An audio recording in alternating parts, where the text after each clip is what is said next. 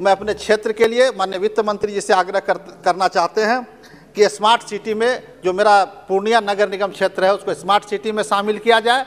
और माननीय रेल मंत्री जी बैठे हुए हैं, आपके माध्यम से कई योजनाएं हमारा लंबित है, जो रेलवे की योजनाएं लंबित है।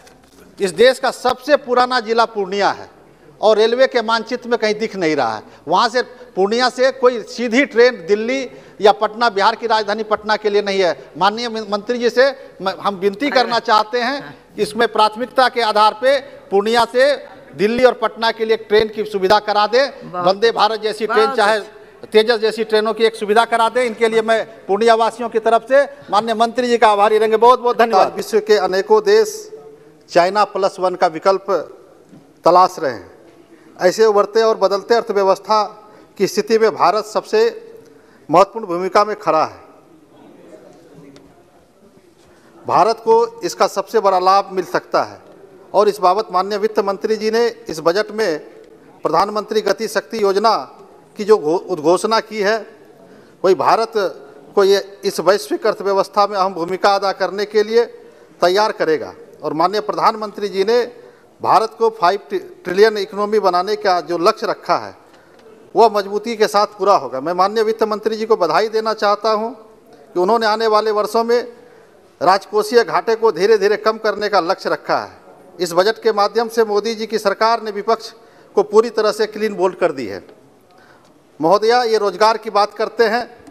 14 क्षेत्रों में PLI स्कीम के तहत 60 लाख से नए रोजगार सृजन होने वाले हैं।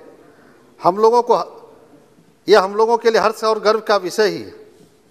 यह बजट के माध्यम से रक्षा के क्षेत्र में तेजी से आत्मनिर्भरता की ओर बढ़ेगा। कृषि के क्षेत्र में देश में रसायन मुक्त कृषि, प्राकृतिक खेती को बढ़ावा दिए जाने की योजना का प्रावधान किया गया है। 63 करोड़ किसानों को गेहूं और धान की खरीद के लिए 2.37 लाख करोड़ रुपये का प्रत्यक्ष भुगतान किया जाएगा। नाबार्ड कृषि एवं ग्रामीण उद्यमों के लिए स्टार्टअप के लिए पूंजी के साथ निधि की सुविधा प्रदान करने जा रहा है। स्वास्थ्य के क्षेत्र में 23 टेली मानसिक स्वास्थ्य केंद्रों का नेटवर्क का निर्माण, जिसमें नीम हैंड्स नोडल केंद्र होगा। यह निश्चित रूप से स्वास्थ्य सुविधाओं को उत्कृष्टता की ओर ले जाने का कार्य करेगा। 2 मिनट। मैं बधाई देना चाहता हूं माननीय वित्त मंत्री जी को। उन्होंने नवोदित एवं विकासशील बैटरी स्वप्ना पॉलिसी, सीमावर्ती गांवों के विकास के लिए जीवंत ग्राम कार्यक्रम, 2 लाख आंगनबाड़ी केंद्रों के उन्नयन, इन सभी बिंदुओं पर विशेष ध्यान दिया है। अर्थव्यवस्था में समग्र निवेश को उत्प्रेरित करने के लिए 2022-23 में 1 लाख करोड़ रुपए का राज्यों का आवंटन सामान्य उधार के अतिरिक्त 25 वर्षीय ब्याज मुक्त ऋण स्वागत योग्य कदम है। मैं अपने राज्य बिहार और अपनी पार्टी की ओर से इसके लिए विशेष आभार व्यक्त करता हूँ। महोदया, मैं वित्त मंत्री जी से और एक विशेषकर प्रधानमंत्री जी से आग्रह करना चाहता हूँ कि इस पूरे बजट में जातीय जनगणना को लेकर अलग से कोई प्रावधान या आवंटन नहीं किया गया है। महोदया, कई दशकों से लंबित अति महत्वपूर्ण विषय है।